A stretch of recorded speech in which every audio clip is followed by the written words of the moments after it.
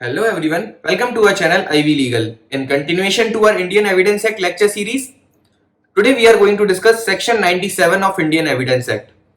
Section 97 again deals with latent ambiguity. तो latent ambiguity में यहाँ पर कौन सा aspect covered हो रहा है? यहाँ पर बताया गया है कि evidence as to application of language to one of two set of facts.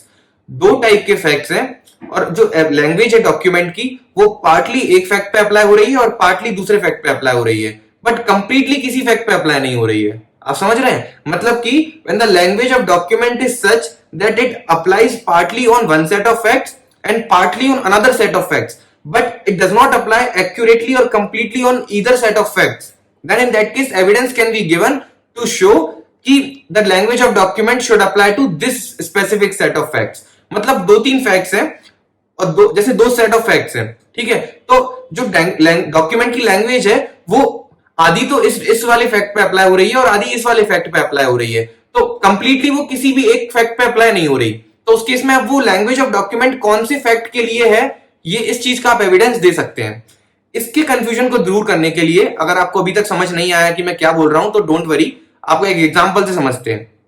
A B को एक प्रॉपर्टी बेचता है. ए क्या बेचता है? बी को एक प्रॉपर्टी, सपोज मान लेते हैं लैंड.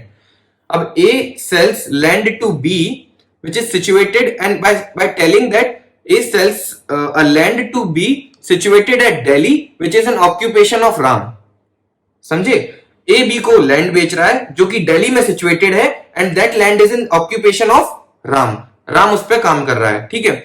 अब यहां पर दो सेट ऑफ फैक्ट्स तैयार हो गए कि ए अपने लैंड बेच रहा है जो कि दिल्ली में सिचुएटेड है, और दूसरा सेट ऑफ फैक्ट क्या है? दूसरा फैक्ट है कि वो land is in occupation of Ram, ठीक है. अब क्या हो रहा है ना कि जब बी ने देखा कि ए जो मुझे लैंड बेच रहा है, बी ने बाद में जाके ये डिस्कवर किया कि एक तो ए के पास लैंड है जो दिल्ली में है बट वो राम की ऑक्यूपेशन में नहीं है, वो श्याम की ऑक्यूपेशन में है.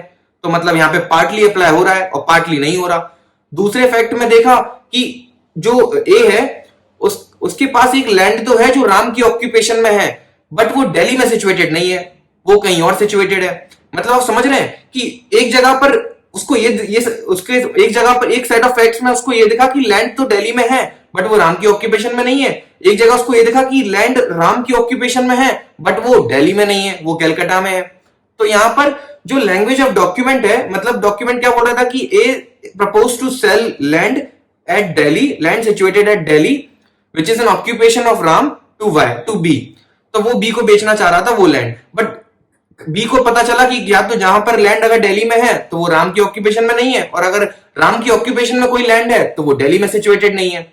तो उस केस में फिर यहां पर आप एविडेंस देके ये प्रूव करा सकते हैं कि ये जो लैंग्वेज ऑफ डॉक्यूमेंट है, जो ये प्रॉपर्टी बेचने की बात कर रहे हैं, वो इस सेट ऑफ फैक्ट पे अप्लाई होगी. मतलब वो या तो ये प्रूव करा सकते हैं कि वो जो प्रॉपर्टी जो दिल्ली में है ना, जो श्याम की ऑक्यूपेशन में है, हम उसी की बात कर रहे हैं. या फिर वो ये प्रूव करा सकते हैं कि जो प्रॉपर्टी राम की ऑक्यूपेशन में है बट दिल्ली में नहीं है, कलकत्ता में है, हम उसकी बात कर रहे हैं. इन दोनों में से किसी भी एक फैक्ट पे अप्लाई करने के लिए वो जो लैंग्वेज है, उस लैंग्वेज की एप्लीकेशन का इन दोनों में से किसी भी फैक्ट पे अगर अप्लाई करना है तो उसका आप एविडेंस दे सकते हैं, और उस एविडेंस को देने के बाद आप इस लेटेंट एम्बिग्युइटी को रिमूव कर सकते हैं. So that is what this section states कि अगर कोई लेटेंट एम्बिग्युइटी है with regards to that application of language is though plain and simple, but when it is applied to existing facts it is partly applied to one set of facts and partly to another set of facts. तो वो completely कौन से set of facts पे apply हो, इस बात का evidence आप कोर्ट में दे सकते हैं. That is allowed so as to remove the latent ambiguity under section 97 of Indian Evidence Act. इस सेक्शन को हम यहीं खत्म करते, मिलेंगे अगली वीडियो में जहां बात करेंगे सेक्शन 98 की. And that's how we will complete our Indian evidence act lecture series. अगर आप अभी तक हमारे साथ जुड़े हुए हैं तो please don't forget to subscribe our channel and hit the bell icon for regular updates.